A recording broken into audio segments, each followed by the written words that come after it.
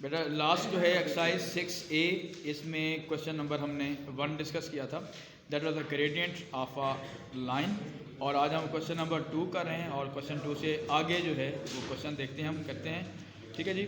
तो क्वेश्चन 2 में आप देख रहे हैं बेसिकली यहाँ पे डिफरेंस ज़्यादा नहीं है। ये आपके पास डायग्राम्स बनी हुई हैं बेटा, डायग्राम से जो है हमने उसको सॉल्व करना है। और बिल्कुल जैसे ने क्वेश्चन नंबर A फर्स्ट किया हुआ है और सही तरीके से, तो क्वेश्चन नंबर 2 भी बिल्कुल सेम है वहाँ पे। डिस्कस कर रहे हैं क्वेश्चन नंबर 2 जो है, इसमें आपके पास डायग्राम्स बनी हुई हैं। तो इस डायग्राम में आपके पास कुछ पॉइंट्स देते हैं, ठीक है, और यूनिट उसने आपको पहले से बता रही है। ये इसमें हम एक दो पार्ट्स डिस्कस कर रहे थे। और देखिए यहाँ पे A है बेटा, B है, 7 और 1 है, C के जो कोऑर्डिनेट्स होंगे आपको ये हो रहे हैं 6 और 0 है जी। और नेक्स्ट E के जो कोऑर्डिनेट्स हैं, E के जो कोऑर्डिनेट्स हैं वो बेटा आपके पास दिया हुआ है 6 और 4, और D के जो कोऑर्डिनेट बेटा दिया हुआ है 0 और 5। अच्छा देखिए इस क्वेश्चन में उसने आपके पास जो है वो दिया हुआ है कि you have to find the gradient of the each of the following line segment, that is AB, AE, BC and DE। ठीक है जी, इसके आपने जो है वो ग्रेडियंट निकालना है। ठीक है जी। अब फर्स्ट नंबर देखिए, उसने फाइंड आउट कहा हुआ है कि ग्रेडियंट ऑफ AB, यहाँ पे एक दो बात कर लेते हैं। AB है और ग्रेडियंट ऑफ AE है। इसी तरीके से जो बाकी पार्ट्स हैं वो भी आपने इसी टाइप के साथ हैं। ठीक है जी, ज़्यादा समझ लीजिएगा, ये सब में टेक्निक जो है वो सेम आ रही है। देखिए ग्रेडियंट का लास्ट हमने फॉर्मूला पढ़ा था, gradient that was y2 minus y1 upon x2 minus x1। ठीक है जी, जब दो पॉइंट हैं, दो पॉइंट्स की जब ग्रेडियंट निकालेंगे तो formula was y2 minus y1 over x2 minus x1। अब देखिए अगर हम इस पे बात कर रहे हैं ए बी का ग्रेडियंट निकाल रहे हैं, तो ए, अब हमने डायग्राम को देखना है प्लीज। ए बेटा आपके पास ये कोऑर्डिनेट्स हैं और जो बी के कोऑर्डिनेट्स हैं वो आपके पास ये आ, ठीक है, ए और बी। उसके बाद आपने ए के कोऑर्डिनेट्स को सपोज हम x1 y1 का नाम दे रहे हैं बेटा, और बी के कोऑर्डिनेट को हम क्या नाम दे रहे हैं x2 और y2 का नाम दे रहे हैं। ठीक हो गया। अच्छा अब देखें फॉर्मूला हमारे पास है कि gradient of AB is equal to y2। अब यहाँ पे बेटा y2 जो है वो 1 है, y2 minus y1 over x2 यहाँ पे बेटा आपका 7 आ रहा है और x1 यहाँ पे 0 आ रहा है। 1 माइनस 1 0 अपॉन 7। जब हम 0 को किसी भी वैल्यू पे डिवाइड करते हैं तो उसका आंसर क्या आ रहा है? 0 आ रहा है। अब इसमें एक चीज देखिएगा, लास्ट हमने लेक्चर में जो पिछले बार एक जो वीडियो थी उसमें हमने डिस्कस किया था कि आपके पास जो ग्रेडियंट है वो पॉजिटिव भी हो सकता है, नेगेटिव भी हो सकता है और 0 भी हो सकता है और 0 से ज़्यादा भी हो सकता है। देखिए यहाँ पे देखिएगा बिल्कुल ए बी जो है एक्चुअली आप देखें ये बिल्कुल एक स्ट्रेट लाइन दी हुई है। तो स्ट्रेट लाइन का जो हॉरिजॉन्टल लाइन का जो ग्रेडियंट होता है वो हमेशा क्या होता है बेटा? 0। That's why answer is 0। अच्छा अब अगर कोई पे ऐसे डायग्राम दी हुई तो डायग्राम को अगर हम देख के भी बता सकते हैं कि इसका आंसर क्या हो सकता है। पर ये हो गया, इस तरह पास एक पॉइंट हम ले रहे हैं ए ई, तो ग्रेडियंट ऑफ अगर हम ए ई निकालते हैं तो पहले आप डायग्राम में देख लें बेटा कि कौन कौन से दो पॉइंट्स को डिस्कस कर रहा है। देखें ए कोऑर्डिनेट्स ये हो गए, ए के कोऑर्डिनेट्स, और ई के कोऑर्डिनेट्स कौन से हैं जी? ये वाला पॉइंट बन गया आपके पास। ठीक है, अब इसको थोड़ी देर के लिए हम जो है वो इरेज कर देते हैं ताकि ये बी जो है वो आपको कंफ्यूज ना करें ना। ठीक है जी, बी के कोऑर्डिनेट्स कंफ्यूज ना करें, इस वक्त आपने ए को और ई को फोकस करना है। अब ए के कोऑर्डिनेट्स को हम पहले जैसे नाम दे चुके हैं x1 y1 का, और ई के कोऑर्डिनेट्स को हम नाम दे रहे हैं बेटा x2 और y2। ठीक है, फार्मूला बिल्कुल सेम है। बिल्कुल क्वेश्चन 1 में उसने सिंपल कोऑर्डिनेट्स दे दिए थे कि ए ये है बी ये, बस। इस क्वेश्चन 2 में उसने क्या कर दिया? डायग्राम बना दिया।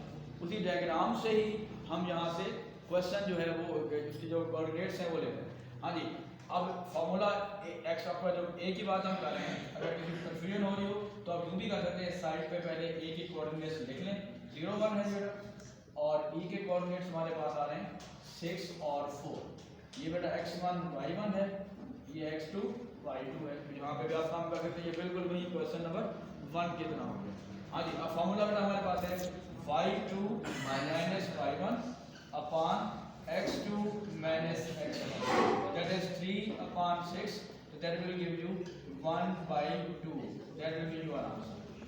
ठीक है जी। तो सिमिलरली जो बाकी पार्ट्स हैं वो भी बेटा इसी तरीके से आपने अटेम्प्ट करने हैं। ठीक है, थोड़ा टाइम बचाने के लिए हम नेक्स्ट क्वेश्चन की तरफ जा रहे हैं, लेकिन जो बाकी पार्ट्स हैं इसके वो भी आपने ऐसे अटेम्प्ट करने हैं। जरा मुझे कोई बता देगा प्लीज कि कौन कौन से बाकी पार्ट्स हमने नहीं किए। एक ए बी है बेटा, सी और एक ए ई है, इसी तरह आपके पास बेटा बी सी है और डी सी है और डी बी डी ई है बेटा, बी डी है। अच्छा जी, अब आप लगेगा प्लीज कैसे करें। अगर फार्मूला बी सी कर रहे हैं, डी सी कर रहे हैं, तो मैं सिंपल ऐसे बता रहा हूँ। तो डी सी मतलब क्या है, आप इधर से डी देखना है और इधर से आपने सी के कोऑर्डिनेट्स देखने। ठीक हो गया। इसी तरह अगर आपने डी ई करना है तो इधर से डी के कोऑर्डिनेट्स है बेटा, उधर से आप किसको देखेंगे, ई के कोऑर्डिनेट्स को, बिल्कुल सेम कॉन्सेप्ट। चलिए जी, इसको आप नेक्स्ट क्वेश्चन की तरफ जाते हैं। आज बेटा नेक्स्ट हम क्वेश्चन नंबर बेटा 3 की तरफ जा रहे हैं। तो बुक पे प्लीज देखिएगा। क्वेश्चन नंबर 3, क्वेश्चन नंबर 4 और क्वेश्चन नंबर 5 ये ऑलमोस्ट सेम है।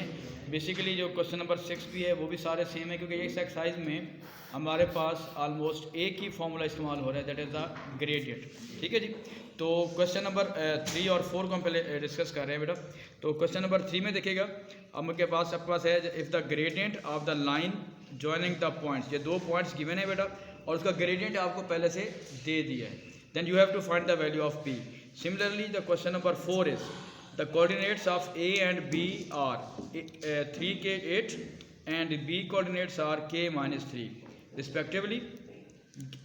Given that the gradient of the line segment A B is 3।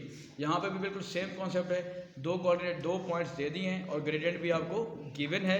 Then you have to find the value of unknown. ठीक है जी। अब हम इस पे आते हैं जरा प्लीज। क्वेश्चन नंबर हम 3 की तरफ आ रहे हैं प्लीज। देखिए इसमें 2 पॉइंट्स आपको गिवन है बेटा, एक पॉइंट -3 और -8 है और दूसरा पॉइंट आपके पास है और ग्रेडियंट जो है उसने आपको पहले से दे दिया है। तो मैं यहाँ से स्टार्ट कर रहा हूँ। Given that gradient of points जो हैं वो आपके पास जो पॉइंट ग्रेडियंट ऑफ पॉइंट्स जो दिए हुए हैं बेटा वो आपको दिया हुआ है 3 और 5 पॉइंट्स, इसलिए उसने इसका नाम नहीं दिया हुआ है। अगर आप चाहें तो उसके नाम दे दें, ए कर दें, बी कर दें। ठीक है जी। तो that will be the gradient of the points. ठीक है। अब हमारे पास क्या है, देखिए इस पहले पॉइंट को हम x1 y1 का नाम दे रहे हैं और जो दूसरा पॉइंट है इसको हम x2 y2 का नाम दे रहे हैं। अब ग्रेडियंट का फॉर्मूला हमारे पास वही होता है y2 minus y1 upon x2 minus x1 is equal to 3/5। अब देखिए इस क्वेश्चन के मुताबिक y2 बेटा आपको p दिया हुआ है और y1 जो है वो -7 दिया हुआ है, क्योंकि y1 आपको माइनस का 7 दिया हुआ है, डिवाइडेड बाई x2 आपको बेटा 4 दिया हुआ है यहाँ पे और x1 जो दिया हुआ है फिर वो नेगेटिव की वैल्यू आ रही है, इसलिए फॉर्मूले के मुताबिक भी माइनस है। तो फिर क्या लगाएंगे -3 इज इक्वल टू 3/5। क्योंकि जरा स्पेस की था तो मैंने इसलिए इसको थोड़ा सा दूसरे पेज पे लिख दिया। ठीक हो गया जी। अब क्या करेंगे बेटा, दैट विल बी p + 7, क्योंकि माइनस से माइनस से मल्टीप्लाई करेंगे और divided by 4 + 3 is equal to 3/5। ठीक है जी। अब हमारे पास जो है p + 7 अपॉन 7 है बेटा और 3/5। अब देखिए यहाँ पे अननोन जो है you have to find the value of p। तो हम जस्ट इसको क्यों करते हैं कि 7 को उधर मल्टीप्लाई कर देते हैं, p + 7 इज इक्वल टू 7 3 21/5 हो जाएगा बेटा। फिर 7 को जब उधर ले जाएंगे तो that will be p is equal to 21/5 minus 7 हो जाएगा। ठीक है, प्लस वैल्यू है तो माइनस हो जाएगी। p इज इक्वल टू, अगर हम डिनोमिनेटर सेम करेंगे 5, इसका आपके पास एलसीएम आ जाएगा 5। हाँ जी। अब इसके मुताबिक ये 21 हो गया बेटा और जब इसको 5 से मल्टीप्लाई करेंगे 5 7 35 हो जाएगा। तो p इज इक्वल टू, अब नेगेटिव वैल्यू बड़ी आ रही है, -14/5। अब ये क्योंकि इम्प्रॉपर फ्रैक्शन है तो इम्प्रॉपर फ्रैक्शन को हम जब करते हैं तो मजीद हम फर्दर क्या करेंगे, सॉल्व करेंगे। तो जब हम अगर 14 को डिवाइड करेंगे -5 * 10 हो जाएगा बेटा, 4 रिमाइंडर बचेगा, तो दैट विल बी -2 और 4/5।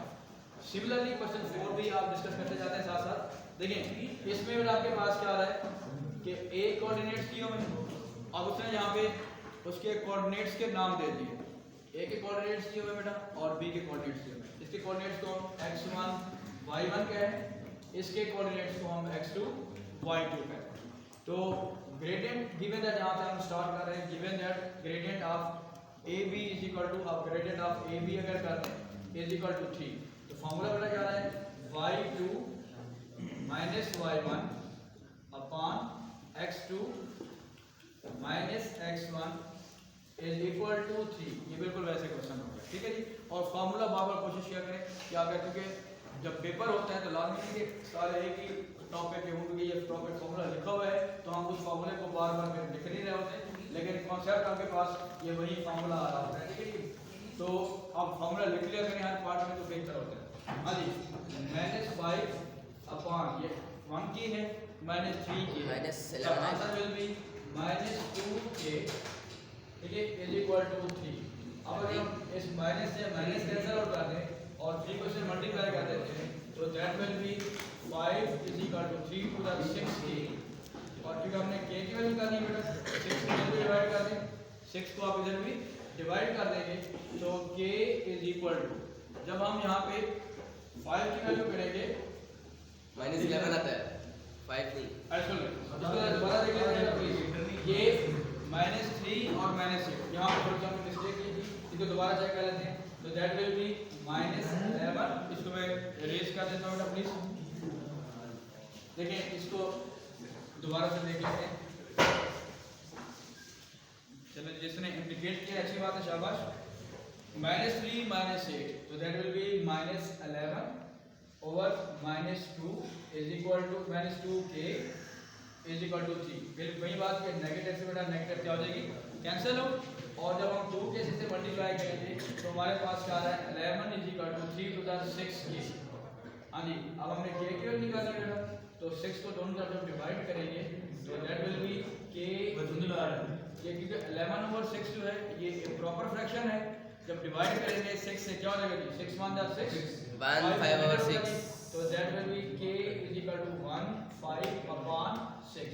तो जब भी कोई प्रॉपर फ्रैक्शन हो तो उसकी कोशिश क्या करें कि आपने उसको किस में कन्वर्ट कर लेते हैं, मिक्स्ड नंबर में कन्वर्ट कर जाए, ठीक है जी। तो उम्मीद का भी आपको बात क्लियर होगी। Yes sir.